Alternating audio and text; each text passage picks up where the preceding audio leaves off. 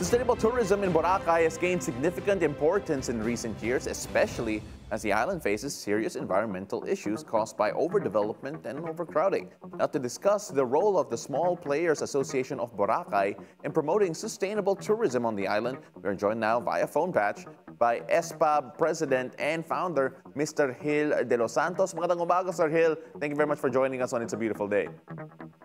Magandang umaga po sa inyo, Sir Paulo, at sa lahat ng inyong tagapanood at tagapakinig. Sir Gil, unang-una, pag-usapan muna natin ang Small Players Association of Boracay and anong role po nila in ensuring that yung tourism sa Boracay is both economically viable and environmentally sustainable. Ang SPAB or Small Players Association of Boracay po ay ito ay isang asosasyon ng micro, small, medium enterprises. At ang role po namin ay sumuporta sa industriya ng turismo sa Boracay. Although ang amin pong organization ay multi-industrial, pero lahat po ito ay halos nakalink naman po sa turismo. Mga support services po ito or support companies at mga service providers ng na sumusuporta sa kabuuan ng industriya ng turismo sa Boracay. Sir, what would you say is yung mga biggest programs po ninyo that you have implemented so far sa local community ninyo? Bago lang pong tatag itong organization, it's a 1-year-old. Officially po, mga isang taon pa lang po kami nag-operate as an organization officially after kami na-register January of last year. So far po, ang focus po ng SPAB ay yung nag-empower ng community, nagbibigay ng mga opportunities para sa mga maliliit na mga nagnegosyo po sa Boracay. Sir, nagiging malaking factor ang pagiging sustainable sa tourism. Gaano kalaki po yung problema ng sustainable tourism or rather, gaano kalaki yung need ng sustainable tourism sa Boracay? Hindi lang naman po sa Boracay, sa buong mundo at sa lahat ng mga tourist places ay talagang mahalaga yung sustainability ng isang tourism place kasi doon po nagbe-benefit ang lahat, ang komunidad, ang naisa sa ayos yung ang pagmamalakad ng mga environmental impacts at saka sa experience ng mga turista. Sir, let's talk about yung state ng tourism sa Boracay ngayon. Because prior to the pandemic, pre-pandemic, karamihan sa mga tourists sa Boracay, normally foreign-based po sila. Ngayon, minority po yung foreign-based tourists, base sa mga numero po, with around, I believe, 17% as of October last year of Boracay visitors were foreign, 83% po, medyo domestic na yung travelers po natin. How would you look at yung state of tourism sa Boracay at this moment? Ganun pa din po yung dating ng mga tourism, yung kagaya ng nabanggit ninyo, yung ratio ng foreign versus local tourists ay medyo mababa po yung foreign tourist po na dumadating sa Boracay. Pre-pandemic po, halos mga 50% ang foreign tourist na dumadating sa Boracay. So, ang nagiging impact nito ay malaki sa kabuuan. Kaya nga kahit sabihin natin na madami po na-achieve naman po yung tourist arrival forecast goal ng Boracay, pero medyo kinakapos ang kasiyahan ng mga stakeholders is because kino-consider po natin kasi itong karamihan na bumibisita ng Boracay ay mga low spending tourists po. I believe last year, Sir Gil, may mga grupo sa Boracay na nagpo-push para sa mas sustainable or rather mas streamline na proseso in terms of making sure yung mga business permits, ibababa yung cost, and of course, you take a look at the fact that mahaba yung proseso. What do you think needs to be done in Boracay to ensure na yung mga businesses po sa Boracay will be well taken care of, especially at the local level, especially for those native to Boracay mismo trying to take advantage of yung tourism in the area?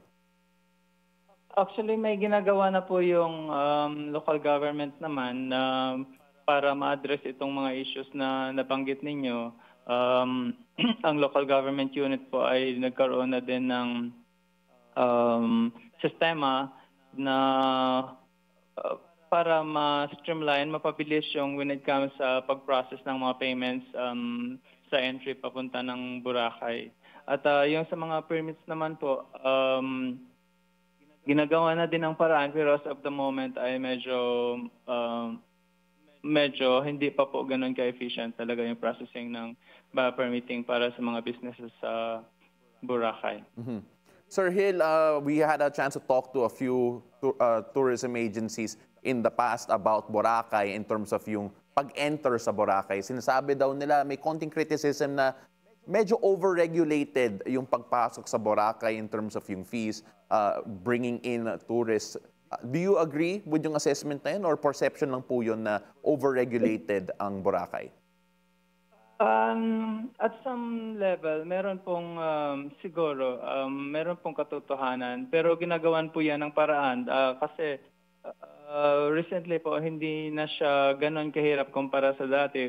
Isa po dyan na naging action po ng ating mga local decision makers ay tanggalin na po yung requirement na hotel voucher or hotel reservation before pumunta ng Boracay. So isang paraan po yan na medyo napadali ang pagpasok ng mga turista papuntang Boracay. Ginagawan po ng paraan pero hindi naman po instant na instant na mabibigay po lahat ng mga kasi may kailangan po munang dumaan sa policy making bago po mabago yung isang sistema. Sir Hill, we're talking about ecotourism as well and of course being sustainable in terms of sa tourism efforts po ninyo. Are there any collaborations? Are there any future plans from your organization po to try and promote more of that on the island itself? Sir, ang association po namin ay naka-focus po ito sa support local na campaign. So sa lahat po ng aspeto ng support local ay doon po naka-focus yung aming mga actions, aming mga desisyon. Ang ibig sabihin po niyan ay yung mga produkto po na showcase namin or binibenta namin ay naka-anchor doon sa Filipino heritage na mga products at saka mga services para mapakilala natin yung ma-showcase natin yung sariling atin sa ating mga turista. Sir Hill, anong masasabi niyong hidden gem ng Boracay? Kasi sigurado ko may mga specialty products po kayo na siguro kung pag inisip natin Boracay, some people might think of yung calamansi po ninyo, yung mga calamansi products po ninyo. What would you say is yung specialty ng Boracay? Sa pagkain po ay yun, kagaya po ng nabanggit ninyo, ang calamansi muffin ay isang product na medyo kilala na sa Boracay po nag-umpisa. Pero maliban po doon ay marami pong iba pang mga pagkain na sa ngayon po unti-unti na ino-introduce sa Boracay yung mga lokal na mga aklano na pagkain, especially nung nag-umpisa nagkaroon ng slow food community sa Boracay. Kung alam po ninyo yung movement na yun, ay ino-introduce po natin nire-reintroduce po natin yung mga pagkaing lokal para po, especially yung mga ginataan dishes ng Aklan. So may mga places na po kung saan ito may experience ng ating mga turista. Yun po yung sa pagkain na site. Sa mga natural naman po na mga features ng isla, of course, meron po tayong iba-ibang beaches. Meron po tayong Puka Beach kung saan ay doon sa dulo ng Boracay sa northern side na kung saan may mga iba-ibang activities na pwedeng gawin, na pwedeng magkayak po doon at pwedeng pwedeng mag-picnic. At meron din pong yung sa Lapus-Lapus, yun pong parang lately na naging popular, yung parang arc, yung tinatawag nila na kihol na sa Lapus-Lapus po. Sa may New Coast. At of course, hindi mawawala yung White Beach ng Boracay. So yung gem naman talaga ng Boracay ay parang wala namang hidden gem kasi parang exposed naman po lahat sa Boracay kung ano yung may experience at may enjoy ng mga turista po sa Boracay. Opo, it's a good island to explore. Nandun yung Bulabog, Angol, of course yung Secret Beach sa dulo ng yung sa White Beach, and na-mention nga po yung Puka Beach and Mount Luho as well. There's a lot to go to, but at the same time, Sir Hill, I want to ask about a lot of people. Medyo nagiging viral ulit yung Boracay, especially from foreign content creators, and of course may local kayo na community din ng content creators doon. Nakakatulong ba to po yung sa social media presence po ng mga content creators on the island in terms of promoting Boracay as a sustainable place for tourism? Nakakatulong po yun, sir, pero depende po sa content na pinifeature ng ating mga content creators. Ang observation po kasi namin, kaya lately po ang nagiging turista na dumadating sa Boracay ay yung mga naghahanap ng mga, actually nagiging popular ito na salita lately, yung budgetarian, kasi po karamihan ng mga contents na nasi-share sa social media ay yung pinakamurang accommodation, pinakamurang kainan, pinakamurang activities. So kung yun po yung ina-attract natin na klase ng mga turista, yun din po yung dumadating na mga turista sa Boracay. At kung atin pong matatandaan, ang Boracay po ay na-awardan ng the most luxurious, the leading luxurious destination in Asia. Hindi po yun hindi po tayo na-recognize dahil lang sa nang walang katuturan, dahil po ang Boracay ay isang luxury destination naman po talaga, kasi may mga facilities po ang Boracay na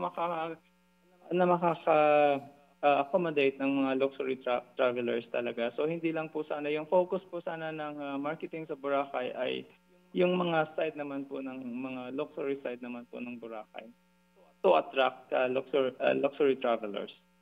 Sir Hill, I love going to Boracay. I cannot wait to go back there as well, and hopefully I can finally meet you in person and talk more about SPAB as well. Sir Hill De Los Santos, President and Founder of SPAB, thank you very much for sharing your insights and yung advocacy with us. Thank you so much.